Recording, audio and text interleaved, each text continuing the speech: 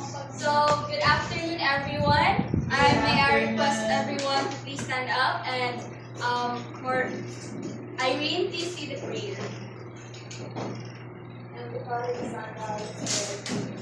Our Father, Who art in heaven, hallowed be thy name. Thy kingdom come, thy will be done, on earth as it is in heaven. Give us this day our daily bread, and forgive us our trespasses, as we forgive those who trespass against us. And lead us not into temptation, but deliver us from evil.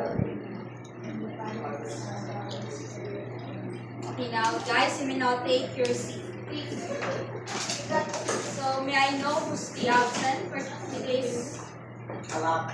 A lot. Si Gwyneth is excuse Excuse na si Guarna. Eliza si Dipol. Okay, Monter. And then si Janelle is excuse siya kay mother. And then, isa pa? Ano pa? Tanig-daling na to sila no mo. Ang hirap. So, Ate Cristel, sa Ate Cristel? Diloso. Okay. So again, may I request everyone to please stand up for our energizer. Diba? Sina natin sila ay. Ito silang mawaton na makalipad sa ay makasatang.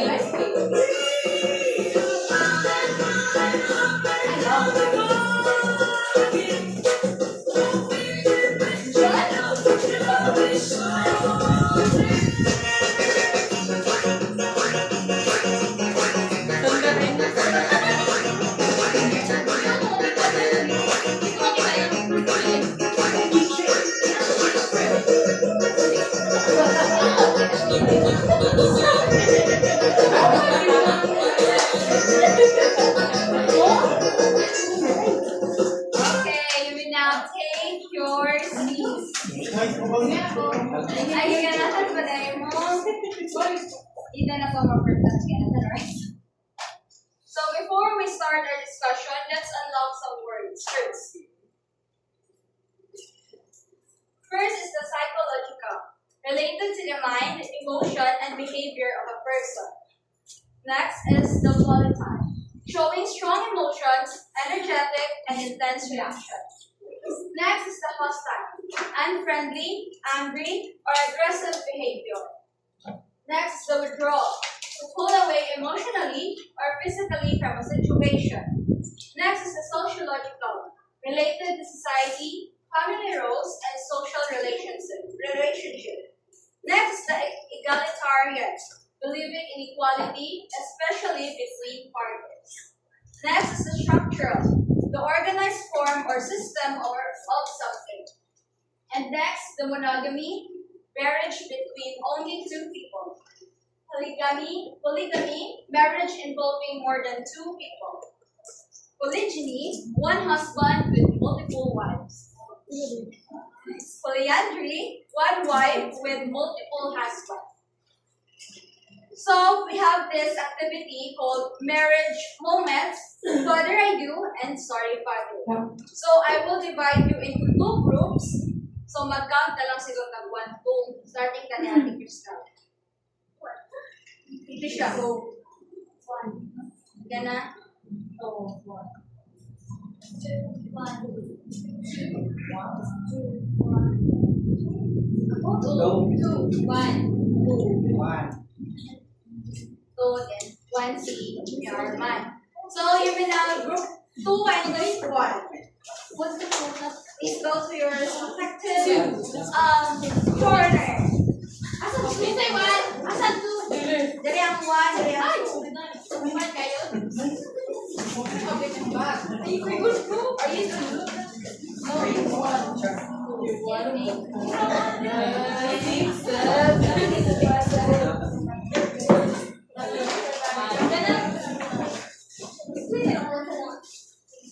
So, kamo, every round, mamili mo og representative. And then, you can take your small K first. So, yes. If maingon ta og if na ako'y mga situation na rin nga ipabunot sa inyo ha, and then, kanang, maingon mo, what do I do, iisa ninyo ang buwak with na flower sa top. If maingon mo, sorry father, or mo disagree mo sa statement, ibalin ninyo ang okay. Ingana na ang iisa. So, nani points. So, punta na ni Ma'am Juby. Plus points is ang makalaog. Ha? Na explanation. Short lang, brief lang na explanation. So, mga ko, one representative from group 1 and group 2. Ako. Okay. Kinsay mamili ninyo sa atong mga gigantic sing-sing? I have here the rings. Para sa mana ni? Naadari ang situation. Nagbunot ka sa situation. Ay, ako mo. Ang sarap ba? Dali, atag mo ako rin basa. Dali na. Balik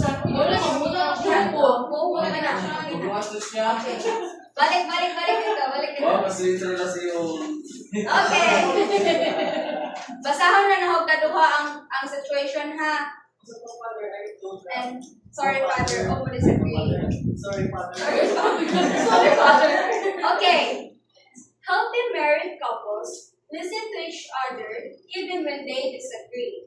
Again, healthy married couples listen to each other even when they disagree. In a count of 3, 1, 2, 3, go! Sorry, Father. Nauna si Jack. Okay, go. Okay, go. Explanation. Ah. Okay, explanation. What's your explanation? Yes, even though you disagree ka, you have to listen to your partner because they need to be heard and also you have to speak about that. Usa to Okay. Healthy married couples listen to each other even when they disagree. So siguro si Shana anan siya nga. After na to eh. Ha? After mo. Mo, ay di ako mo. Anong idea kayo? Di ba after mo? Okay, we need another representative. One point sa group 2. Isa. Okay. Nay, ang group 2 may nibunot ganina, ang group 1 ako'y mabunot dere. Ihatag lang ako kada. So pick your ring. Labanan ng friendship. I'll read ako voice lang ha. A married couple who avoids conflict is always happy. Again, paunahan niya. A married couple who avoids conflict is always happy. 1, 2, 3, go! Sorry,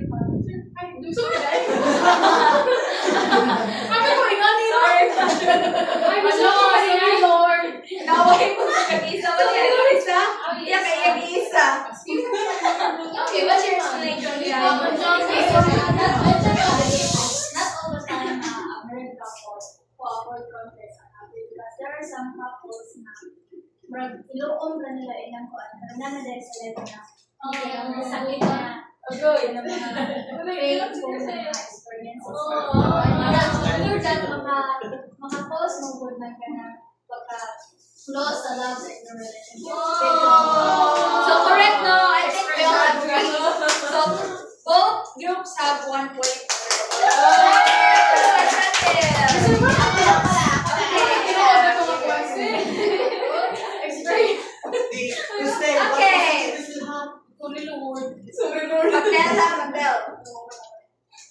Emotional distance between spouses is a serious warning sign in a marriage.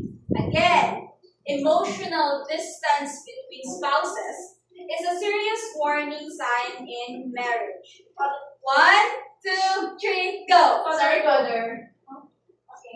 Okay, mag-hear ka sa ilang both sides. Kaya nahiman sila. Again, is a serious warning sign of marriage. So, wow! Okay, emotional distance between spouses. Of course, kung emotional safe partner, because you would sign a very Wow! Ang baka na to ang what's the story behind the answer? Emotionally distanced. perfect ay ang marriage ay hindi lang sila mag-settle with emotion because namagyapan na mga psychological and physical and faith. So, di na sila mag-stick sa emotional distance. Kaya what if di ay ang lucky kay kanang tungod sa iya pagka kanang na siya sa psychological problems like kanang always sila magkuan ng depression yun na. So, it may leads to emotional distance o kuan. Okay, so since pareha man sila kuan, so both groups have 1 point sa una. Okay, next. Happy na, tuloy na lang ni. Okay, group 1 na pala mo. Go na. I-explain ba? Hindi mo ma-explain. Okay. Nabanan ng friendship. I read it twice. Parang mas pasaho. Couples who argue often but respect each other can still have a strong relationship. Father, I do. Couples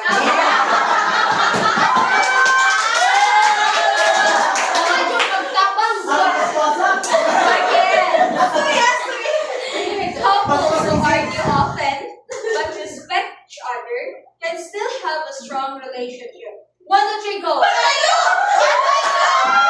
Okay, sige. Sige. Both tayo ang inyong kanang. Oh, sige, ito. Sige, una pa kanina. Pero points na mo. Sige. Couples who argue often but respect each other can still have a strong relationship. Siyempre, even during the argument, respect to each other, it starts to... Ma-strengthen niya mo na yung relationship, anak, kaya through that, ka naman ma-open mo ba? 3 points na sa group 1 o 2 points sa group 2. Okay, I need another. Kapit na ako, gawin ko na ng Marines. Okay. Okay, saan ka pa dyan? Okay,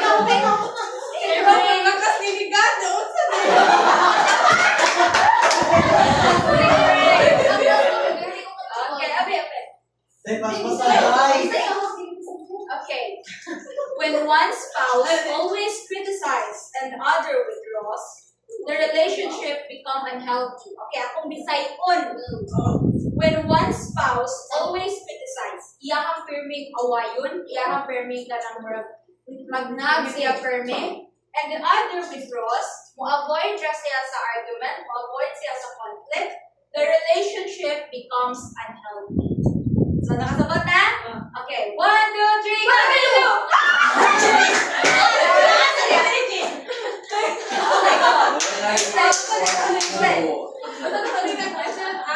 When ang unhealthy,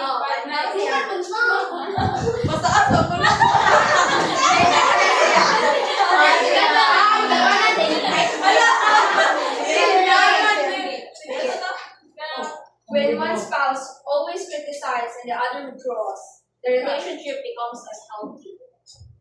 So,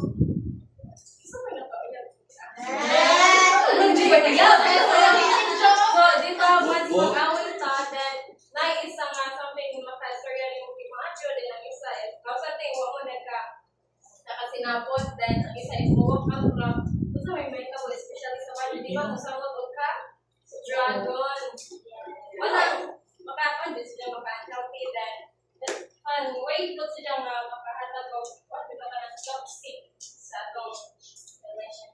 Naway mga uyab. Pag-istoryahin mo ba namin siya? okay, for the last one.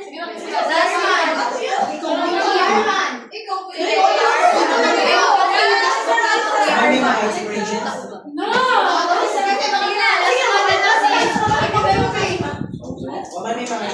Sila na to. Okay, ako na lang kayo. Sige na lang. Sana yung mga hapuan. Buto ko sa siling. Good. Okay, I'll read it twice. Disagreements in marriage are normal and can help couples grow. Again, disagreements in marriage are normal and can help couples grow. O kanya!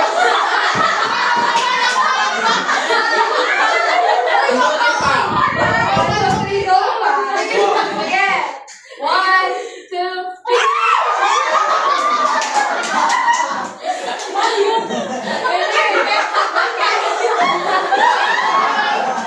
Okay, sige na. Nag-away na mag-asawa. Sige. Okay, so normal mo dito sa pamilya namin. Approach. Ha? Di mo naman na. Sige na. Disagreements in marriage are normal and can help couples grow. Okay.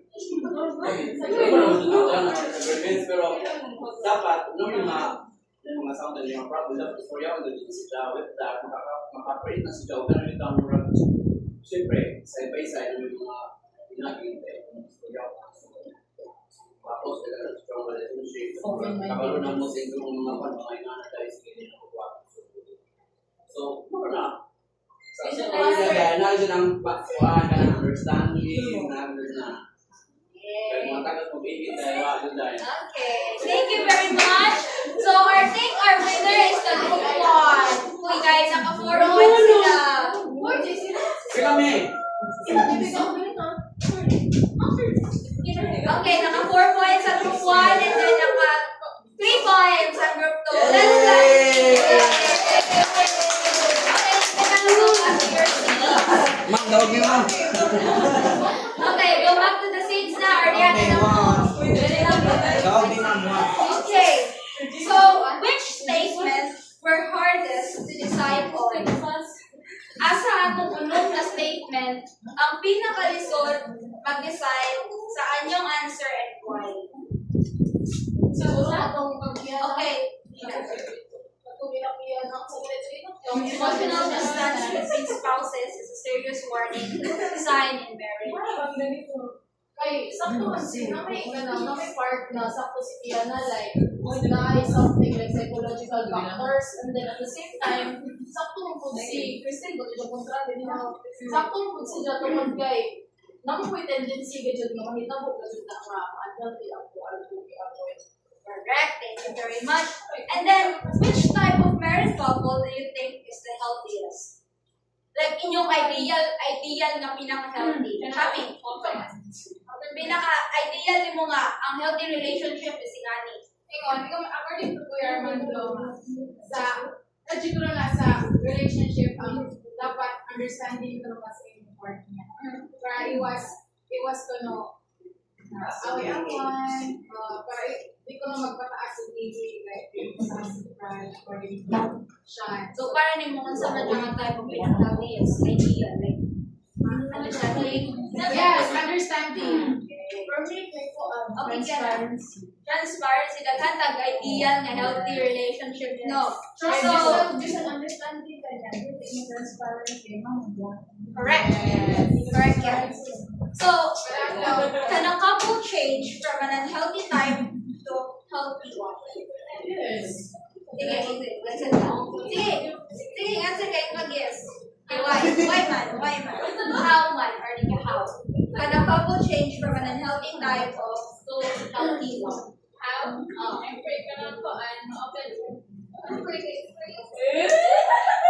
Mag-open mo ba kung sa inyong mga gusto sa loob? Mga inyong kasakit na utag-usagan. Basta open mo. Can a couple change?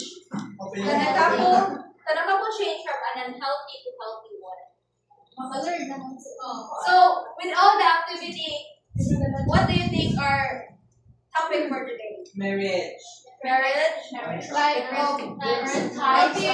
Types of marriage? Healthy marriage? Healthy relationship. Healthy relationship. So our topic for today is Marital relationship.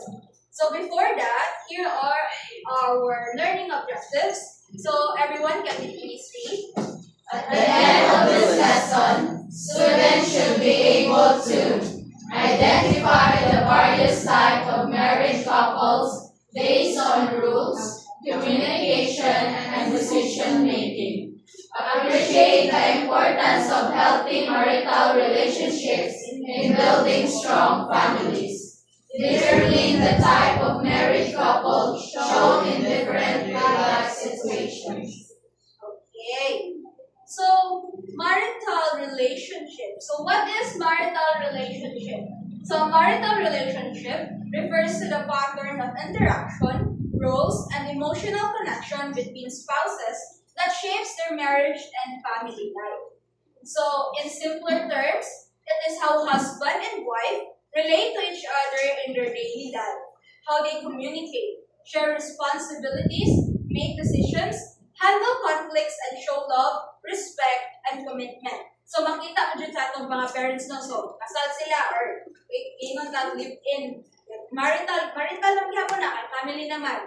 So ang marital relationship, makuan ko na if how they communicate, mabuo na sa communication, sa responsibilities, sa make decisions, and handle conflicts, how they show their love, their respect for each other, and their commitment for each other. So now that we understand what marital relationship is, we should remember that not all marriage are the same. Because makaiba mo dito nga, di ay pikas pamilya dire nga marag 50-50, kalipay, kaguol, kasakit, tanan-tanan. Na dire nga very happy, na po dire nga happy sa gawas, baliktad sa sol. Diba? So every couple relates, communicate, and share responsibilities differently. Because of these differences, married couple can classify into different types. So here are the types of married couple. So first is the psychological dynamics. So Dr. Gottman, a leading researcher on marriage, categorized couples based on how they handle conflict and emotion. So first is the psychological dynamics. So first is the validating couples. These couples are calm and easygoing. They value hearing each other's opinion and find compromises quickly. They emphasize we over me. So kaning mga validating couples, more on like teamwork. Like dili mo sila ma-tell nga lain-lain sila desisyon. Kaya they tend to make decision or kana partnership jud sila like ato ni kana dira ni imo, dira na ako, ato Like, if maingon sila nga, magpatukod na tagbay. Ang gastos is, imo ni, ako ni. Dili sila ganahan na. They time nga, maingon sila nga, atong gastos, ato ang problema, ato ang conflict, tanan. So, they are more on more like, strong partnership sila kayo. They tend over me, they tend we over me. Marag, di sila ganahan nga. Huwag sila sa mga ingana. Next is the volatile couples. These couples are intensely emotional. They debate and argue frequently, but their fights are characterized by laughter and affection rather than malice. They have high passion but high conflict. Kani po sila not the same sa first nga couple. Magkali sila, even when they argue, even when they fight, katawan na gihapon nila. But even though nga hinga na magsigira sa katawan na nila, marag ilang isolve, and then madagdagan na sa affection sa ilang usap-usa, high silang passion sa usap-usa, pero daghan lang yung gapon sila o conflict or away. So, kunahay na si siya o si Kuya Kids. Labing-labing sila kaayo. And then, away na po. And then, pagkataon-taon, labing na po sila. And then, mag-away na po taon-taon. Wow. So, di ba? Murag arang ka messy, no? Murag, ang sama dyan mong duha. Di ba, no? So, that is the volatile couples. Next is the conflict avoidant couple. ni Richon. Conflict avoidant couples, they prefer to minimize the disagreements and focus on shared ground. They have clear personal boundaries, believe that any differences can be ignored by Okay. So, conflict avoidant couples. So, kinahay, si Chami at si Kuya Mike. No? Si Chami at si Kuya Mike. Mag-away silang duha. But then, isag na sila disagreement, imbes nga, dili sa tantong baliwaon, but ila silang isulbat in a calm way. Diba? Kay, ma-respect nila each other's opinion. Diba na ana diri nga, we have clear personal boundaries and believe that many differences simply aren't worth fighting over. So, para nila, if imuha ning opinion,ag-meet na halfway. Dili ka mag-away, dili ka mag-argue, dili ka na palakot. So, di ba? No? What's nga? Diba, girl code naman ang pamawag yun. Ato na lang. Baji na ni kaya bang ako naman dyan na ba? Murag inmate na nato. Pero ako sa lamang ang kuwan mo sa laki kay di sila mo kanang nain mo tolerate ba? Kaya di ba sila mo papiliin mo kung naanakas angry na kaya kung couple sila basit ko loob makasulti ko naman sakit mas mo grabe pa rin ako. Ano pa daw na ko na kung pag-ilong na sila, kaya ano ko nung kag-alak. Pero feel na siya pinon. Agda na imong i-describe na anay line dili. I swear. Na anay line dili. Kaya lang conflict avoidant couple is more on resolving the away na in a calm way na dili sila over away. Ikaw ni. Okay. So hostile couples, the unhappy one. These couples experience high level of defensiveness and criticism. They often get stuck in a cycle where one partner attacks and the other retreats. So, diba? Pero dili sila totally unhappy. Ilaha, kaya murag ilahang way. Okay, aron di ko makasawag sa retreat ko. But then, ang hostile couples, magsige na attack, mo-retreat na sa ang other one. So, di ba, kung sa'yo mag-tend nga ma-feel sa baji na magsige naagni mo, magsige away nga, gusto ma-resolve, and then, ikaw nga iyang partner, magsige na retreat na, sabi na naman na, ayaw ko sige, diharap na, hindi naman diha. So, di ba, ang atong damdamin, mag-ingon nga, sagdan ako, naman siguro hindi siya love. Pero hindi na sa ganahan ako. Diba? So, muna sila nga, makalugayan niya, ma-feel na nila, marag, okay, di na lang, unhappy na sila sa isa't usa. Di na sila maka-feel of love. Okay. Imbes nga, ma-resolve, wala na, pasagda, natabunan na sa another nga, kahiupos o kasakit. So, next is the hostile detached couples. These couples are high risk for divorce. Makita mo na ito sa TV, di ba? These couples are emotionally checked out, their interaction are cold, and they often feel like two lonely people living in the same houses. So, di ba, makikita man kasat ka ng mga movie nga, musod ang laki, nagawa ng badging, diretso ang laki sa kwarto. Or, usahay, ang badging may di naganahan. Sige, cellphone sa lamisa, wala kakaon, gede. Pero lahi ang putong cheating ang camping sa kadisyo sa bus. The House of Us. Diba?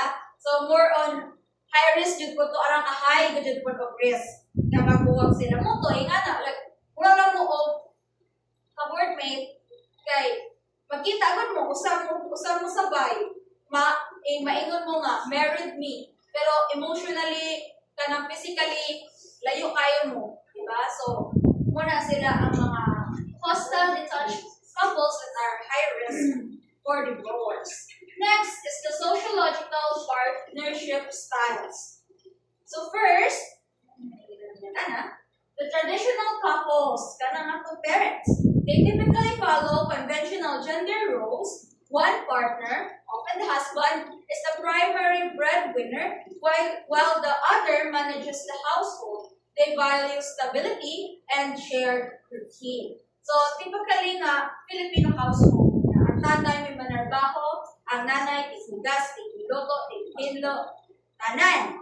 Diba? So, and shared one routine. Kasi syempre, sahay, ang laki habang sa ani, laba, sige, ang sampay. Nahinga naman ang papa. Well, si mama malaba, si papa manampay. Si mama ang manghugas, si papa ang mamuna sa plato. O kanang isabot na din ang mama, si Dela. Hindi na si Jama Kikargis ng mama. Next is, the equal partnership or the egalitarian. Both partners share housework, childcare, and financial responsibilities equally. Decisions are made through mutual consensus rather than a head of household model. So, kaning equal partnership or egalitarian, muna sila ang mga couples nga. Both nagtrabaho ang parents, then sa housework, dili sila lahi-lahi, like, sige, ikaw na lang kaya sa laba, dilirap ko, ikaw na lang manghugas, dilirap ko. Sila, shared sila. Nagtrabaho ako sa, nagtrabaho ako sa household or kanang typical na work. Financial responsibilities equally. So, yung anak, sa example na akong parents, kaya ang kita ni Papa o ang kita ni Mama, i-combine na together. So, equal na to. So, in-budget nila, usa na, yara i-divide, kani sa allowance, kani sa pangkaon. So, equal sila together. Dili sila more like, ikaw may tatay, ikaw lalo may bahala. Diba? Typically, nga naman dyan, or typically, ikaw may nanay, ikaw na lang bahala. So sila, ingani nga partnership, or ingani nga couples are shared. Or equal. Next is the independent couples. These partners prioritize their individual identities and goals. They may maintain separate bank accounts, different social circles, and even separate hobbies, but coming together for companionship without merging every aspect of their life. So, kani mga independent couples, there are the couples who value being together, pero dili nila pasagdan nga bawa sila as their own person. So, they don't feel the need nga to share everything, like dili ta kay sports din ako, dili ta kay ngani yung hobby dili. Each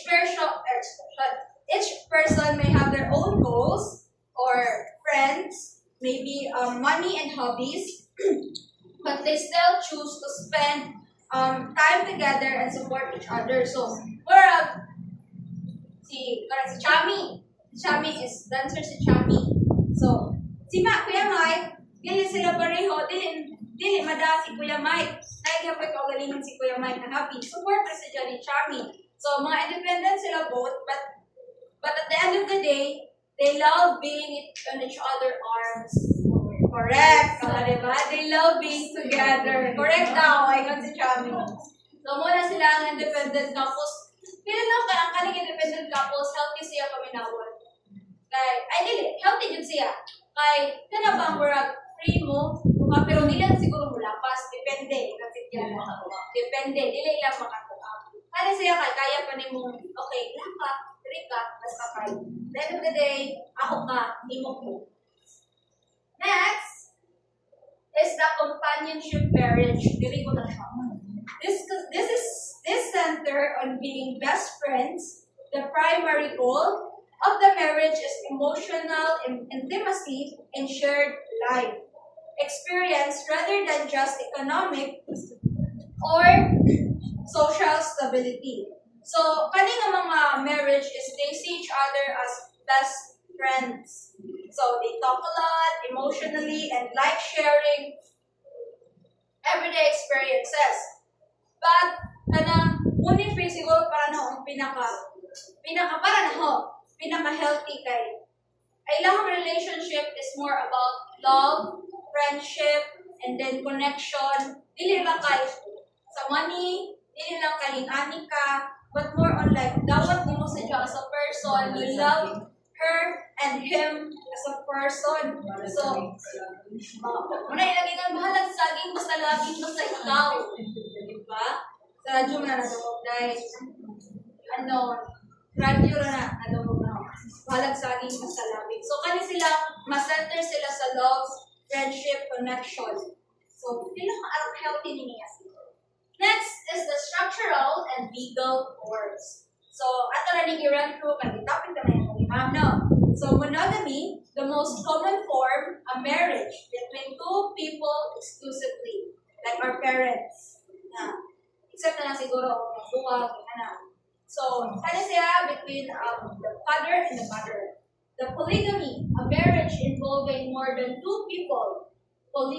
And then polygyny, one husband, multiple wives. Then polyandry, one wife, multiple husband. So, kanyang polygyny, makita nila po mostly sa one husband, multiple wives, sa Muslims. Right? Sila kasagaran murag pinag-ipagkasundo permanente. Kay yan ang tawag nila kung mabiyuda, kung imong kuya, namatay, denay mo nakaskerlo, hindi mo siya sa upon.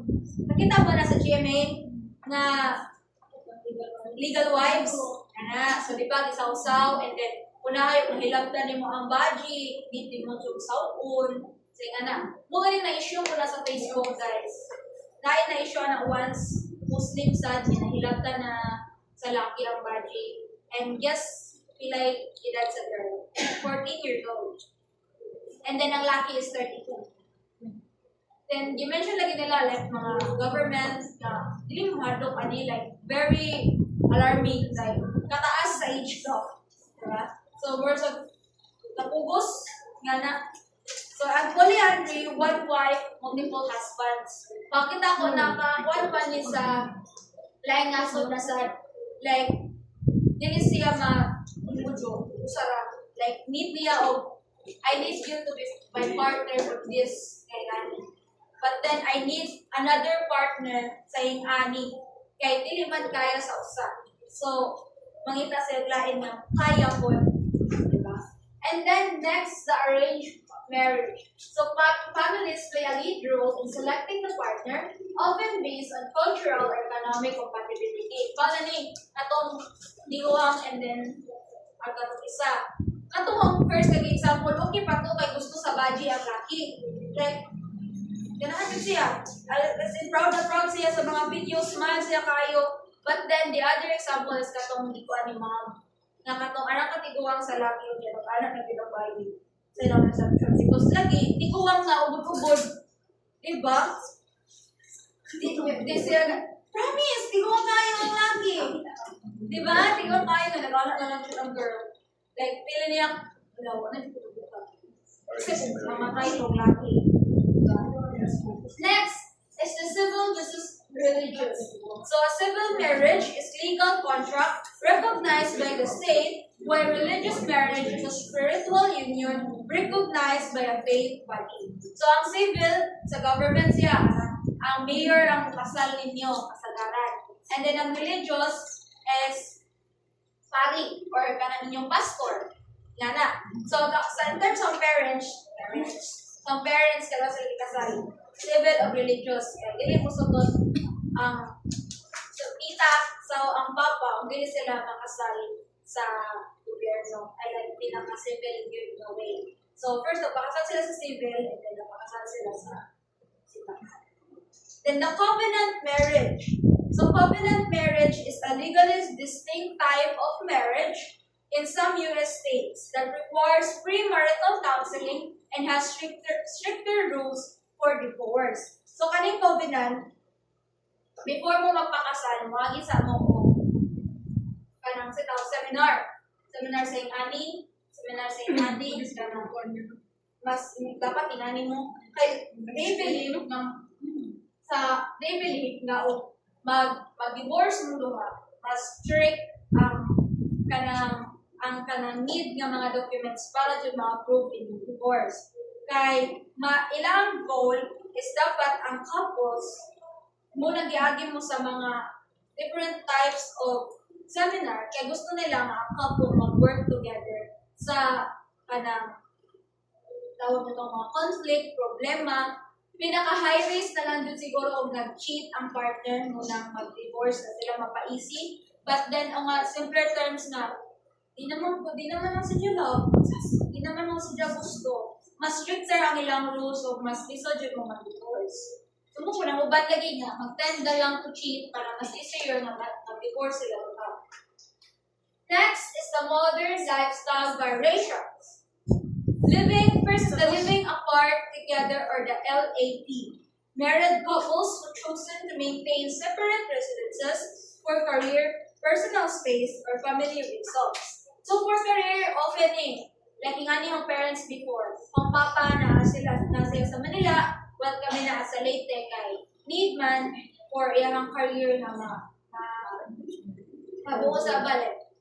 Nagbang papa na electrician. So need niyang magpa-level up sa iyang electrician while hatag sa kanang na lang sa income. So yun nato, need niya na magpa-head. Before si papa ni ulit din rin, and before COVID, head na si papa sa electrician sa iyahang gitrabahoan. So mutong na-decide na sila, mag-business na lang sa direct. For personal space, ang uban sa dili ganahan niya na ay kaipon sa bahay. Naduy nga ni, like mas ganahan sila nga, pura dili. Pero ako dito ka, wala ka. Pero love ninyo ang usap-usap. Love ninyo. Basta ilang need lang is personal space. And then for family reasons, naiuban dili ganahan magigipon pa sa ilahang ugangan, both sides. So, magpuyo sa sila sa ilahang kasi ka-parents. Before, usa na siguro sila move out, kung na sila ay kanang own house or na din sila ay kapuitan. Like, pamilya na ngayon ay relative lang, na dili sila ganahan nga giyaan ng usap-usap sa parents. Ang lola di ay yang lola ko. Like, magtabot-tabot pa siya, aram mo na kagugbot kami nawon nga. Nga adlaw, sige ato sa mama. Nga adlaw at ang papa. Di kung sa inyo nga, was sila what ka pahimong ba eh. But hindi sila ganahan dyan bubukaw sa family. Siguro, mga matay, siguro sa ka. Okay, wala naman sila katungganan sa ilang nanay. So, sila mag-ipon siguro. But, ano karon to be apart sa sila. Next is the parenting marriage. So, couples who have lost romantic feelings but stay legally married and live together, especially to raise their children in a stable environment. So, sa ato din sa Pilipinas, co-parenting. But, ang uban, dili na live together. Ang uban sad is na follow the annulment. But, co-parenting sila. Pero ang parenting marriage is bahalag they lost their romantic feelings. Wala sila ganahan sa isa't isa. They still live together. They still in the same house para sa bata. So, ang nagulit na lang sa aning mga parenting marriage is ang bata. So, ang nagpagulit na lang nila sa bata, wala no emotionally, siguro physically, pero di ko matuog ka ng mga inani, dili, yapon, mag-apoy, like na-lost na dyan. Siguro na yung mga days na, nagyapon na mabatay sa mga. Parang kuan, parents bigyan ka sa PBB. Yang ka, na? Ang iyang papa is nasa bababa daw, mama Nasa upos lang. Pero, nag-stay sila together, wala yung kuan. Pero sila ba? Married sila. Ay, parang co-parenting na lang. Aljur, Kylie. Kanang Katrina o si insa nang iyang si Florence. Diba bro? Parang ka-happy nila po binawon. Kay, makuban sila ba? Hotel. Recent video gani, kaya nangayo nagbata o manghod. Diya, ingod-ingod ang ingod si Kitty, nangayo o manghod. Nangayo manghod sa mama. Inani yung papa niya. Co-parenting ba sila sobrang Tapos may chance na maka-develop pa. Oo, gawin ko sila kay partners ata. Or na bubituno kami anak So, para pinaka-healthy ng co-parenting, mga pinaka-healthy ng co-parenting makita na ako kanang ilaha-duha. Kaya si Aljur o si Kylie kay nagsikan mo sila yun. So next is the open marriage. Kani kay ba kung masulok inyong tutuan. A legally married couple mutually agree to allow outside romantic or sexual partners. So, kung sa unahay mo ingon, open ta, sige, imong asawa magdagay yung body sa pitas kwarto sa bahay. May bawanin mo na yung hotel. Sa isad, ang body mo sa kinahatan sa. So, di ba purang ka, siguro ingani nila gusto pa nila, magkano sila, married sila, lock sila sa usap-usap, but then gusto pa nila mag-explore. Pero in good terms sila, open sila. Dili sila kuan satisfied. Sunduan na nila. Nga open sila nga. Sige, pwede ka mag-baji, pwede ka hinani. Walang finish. Na sa ligana. Naging na open sila. Uban ka sexually. Nabi mga interviews, nga, ang baji, i-invite rang laki. Good terms sila sa iyang timing sa isa, sa katong iyang bana. Kaya mayroon, gipauta na anong nag-decide man mga open marriage for thrill to know for exploration. May ilahan ko ba? Then, gipauta na ang laki o dapat jay plano na same side sa girl na magkasabay o boy. Then, ang laki nga. At the moment, mas na-enjoy pa ni Ja na duha silang kalaki sa bahay. Kinsa? Open sila kay. Ay, di, si Kuanda, si Boy. Dili. Basta kayo ba, gani, natulo yung girl. Si Boy. Dili. Na si Samsara yung lagi. Boy tapang basta na ang lagi ko Dapat ang mga bati suntan nila ng Ay, oo! Wala!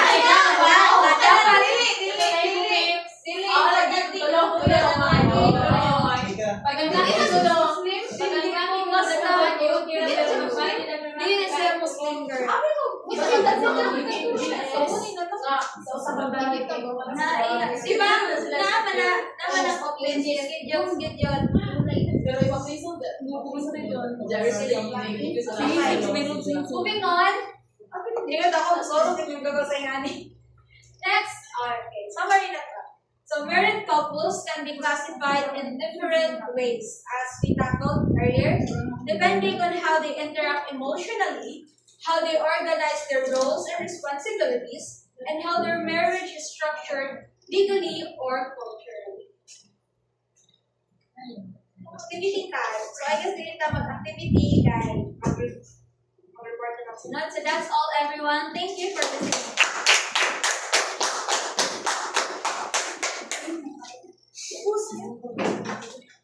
Kung